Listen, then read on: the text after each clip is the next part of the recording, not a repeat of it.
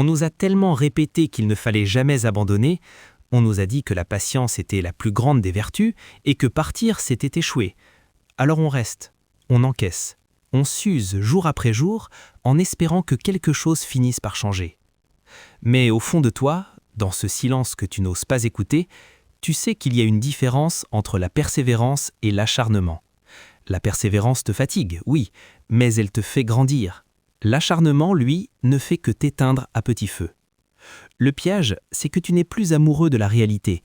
Tu es tombé amoureux d'un fantôme, celui du potentiel. Tu ne te bats pas pour ce que tu vis aujourd'hui, tu te bats pour ce que ça pourrait être, pour ce que tu espères encore, malgré l'épreuve. Tu attends un train, seul sur le quai, avec une patience infinie, dans une gare où il n'y a plus de rails. Je sais pourquoi c'est si dur de partir. Ce n'est pas par courage que tu restes, c'est par peur du vide. Si tu lâches ce projet, si tu quittes cette personne, qui es-tu? Abandonner, c'est accepter de faire le deuil d'une version de toi-même. Et ça, c'est une douleur qu'on essaie d'éviter à tout prix.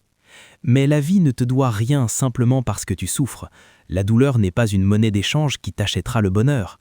Parfois, quand une porte reste fermée malgré tous tes coups d'épaule, ce n'est pas un test, c'est une protection. Regarde tes mains. Elles sont serrées si fort sur ce passé, sur cette douleur, que tes poings en sont devenus blancs. Tant que tu tiens bon, tant que tu t'accroches, tes mains sont pleines, et on ne peut rien recevoir de nouveau avec des poings fermés. Alors pardonne-toi, accepte que ce chapitre soit fini. Lâcher prise, ce n'est pas mourir, c'est juste arrêter de nager à contre-courant pour enfin laisser